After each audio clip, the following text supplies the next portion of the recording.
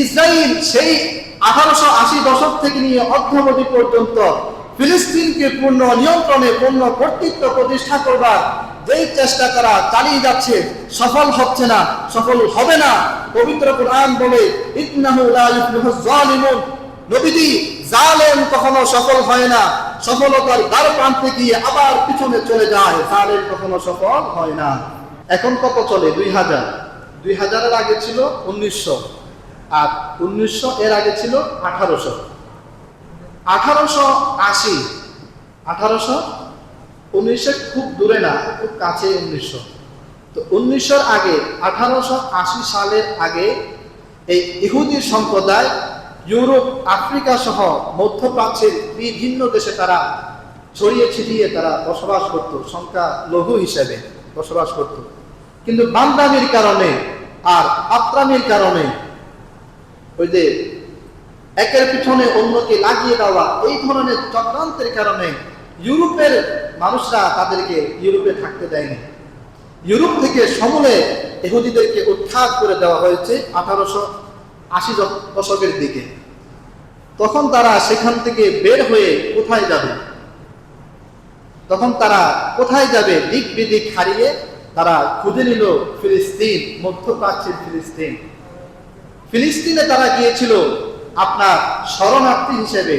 বর্তমান আমাদের দেশে রোহিঙ্গারা যেমন আছে, এইরকম তারা শরণার্থী হিসেবে ফিলিস্তিনে গিয়েছিল। তৎকালীন সময় ফিলিস্তিনের শাসন ছিল উসমানী খেলাফত। সেই উসমানী খেলাফত তাদের প্রতি দয়া করে, করুণা করে তাদেরকে ফিলিস্তিনে থাকতে দিয়েছিল 1880 দশকের দিকে। এই বদমাশগুলো 1880 দশকের দিকে ফিলিস্তিনে শরণার্থী হিসেবে গিয়ে সেখান থেকে তারা ফিলিস্তিনে আস্তে আস্তে করে ভূমি দখল করা শুরু করে, জবরদখল শুরু করে। করতে করতে পরিস্থিতি এমন পর্যায়ে যায় তাদেরকে আর নিয়ন্ত্রণ করা যায় না।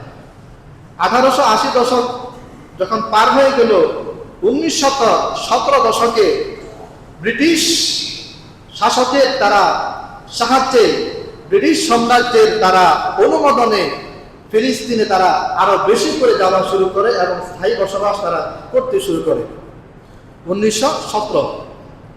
এরপরে 1917 থেকে নিয়ে দ্বিতীয় বিশ্বযুদ্ধ 1945-এর আগ পর্যন্ত, এর মধ্যে তারা আরো ব্যাপকভাবে ফিলিস্তিনে গিয়ে তারা বসবাস করতে শুরু করে। এখানে তারা ক্ষান্ত হয়নি। 1945-এ তারা সদল বলে সবাই ফিলিস্তিনে গিয়ে 1948 সালে তারা ফিলিস্তিনকে মাইনাস করে ইসরায়েল রাষ্ট্র ঘোষণা করে 1948 সালে।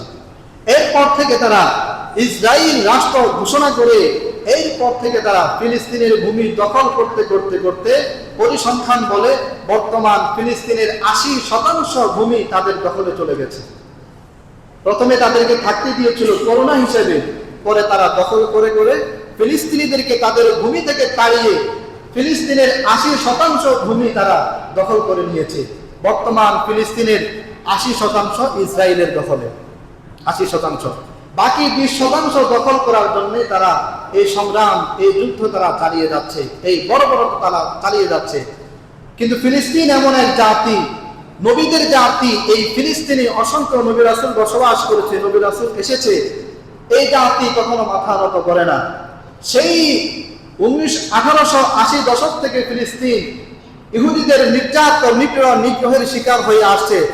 আজও পর্যন্ত, অদ্যাবধি পর্যন্ত ফিলিস্তিন নির্যাতনের শিকার হচ্ছে, তবুও তারা মাথা নোয়ায়নি, মাথা নত করেনি।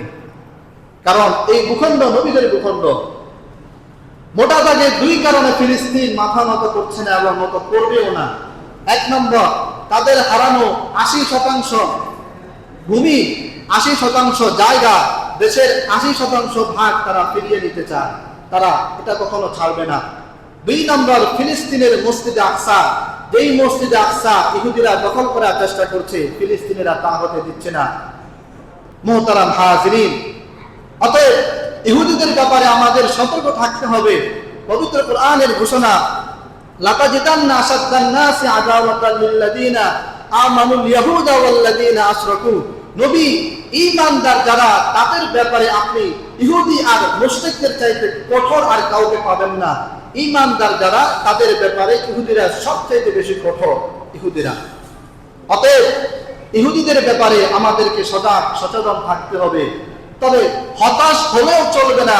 যেই ফিলিস্তিনিরা 1880 সাল থেকে ইহুদিবাদী জায়নবাদী ইসরায়েলের বিরুদ্ধে সংগ্রাম করে আসছে, সেই ফিলিস্তিনিরা মাথা নত করে নাই, মাথা নত করবেও না ইনশাআল্লাহ।